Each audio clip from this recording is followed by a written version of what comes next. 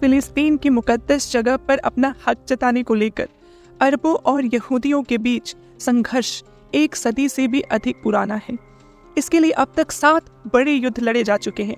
हालिया घटना 7 अक्टूबर को हुई जब इस्लामी फिलिस्तीनी समूह हमास ने गाजा पट्टी से साउथ इजराइल में हमले किए, जिसमें मिलिट्री सहित इजराइल के लगभग 1300 लोग मारे गए, जिसके जवाब में इजराइल ने जवाबी कार्रवाई की, जिसमें अब तक 1500 से ज़्यादा फिलिस्तीनी लोग मारे जा चुके हैं और लगभग 10,000 से ज़्यादा घायल हैं।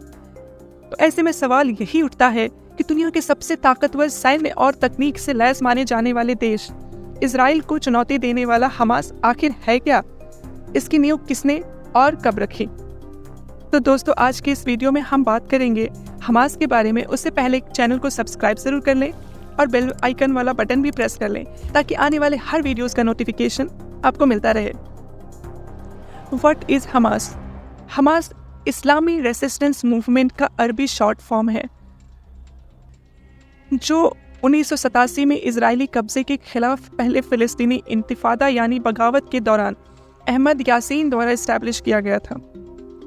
यह इजिप्ट के मुस्लिम ब्रदरहुड, एक इस्लामी धार्मिक, सामाजिक और राजनीतिक आंदोलन की एक अलग ब्रांच था।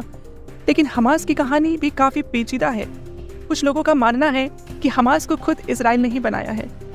हमास शुरुआत में चैरिटी और सोशल वर्क के तौर पर काम करता था। धीरे धीरे इसने फिलिस्तीनियों के बीच अपना नेटवर्क और लोकप्रियता बढ़ाने में कामयाबी हासिल की, जिसमें गरीबी के साथ साथ स्वास्थ्य देखभाल और शैक्षिक आवश्यकताओं जैसी एक्टिविटीज शामिल थी। बाद में इसने इजरायली सेना द्वारा फिलिस्तीनियों पर किए जा रहे जुल्म और तशद्दुद के खिलाफ आवाज उठाना शुरू किया। Who are the Palestinians? फिलिस्तीन पूर्वी भूमध्य सागरीय क्षेत्र का क्षेत्र, जिसमें मॉडर्न इजराइल के कुछ हिस्से और गाजा पट्टी और वेस्ट बैंक का फिलिस्तीन शामिल है।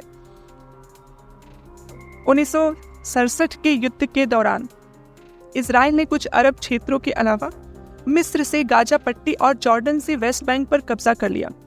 उन क्षेत्रों के निवासियों, जिन्हें अब फिलिस्तीनियों के रूप में जाना जाता है, पर सैन्य कब्जा कर लिया गया और उन पर कई सारी पाबंदियां लगा दी, जिससे फिलिस्तीनी नागरिकों में इजराइल के खिलाफ काफी आक्रोश पैदा हुआ और वे लगातार इजराइल के इन एरियाज को खाली करने के लिए जद्दोजहद करते आ रहे हैं।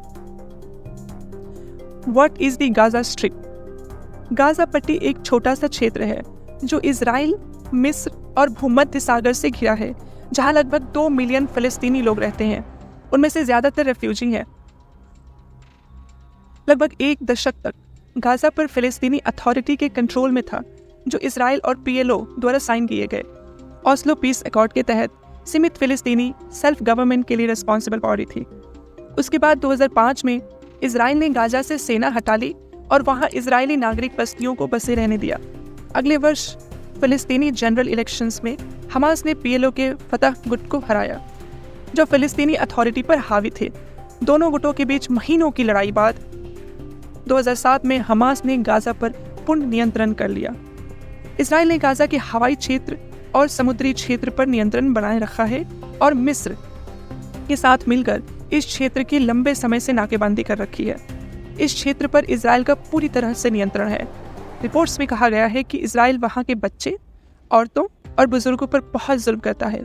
उसने गाजा को एक खुली जेल बना रखा है और वहां रहने वाले लोग गाजा पट्टी को छोड़ कर कहीं नहीं जा सकते और इजराइल की इजाजत के बिना कोई भी बाहरी वहां नहीं जा सकता।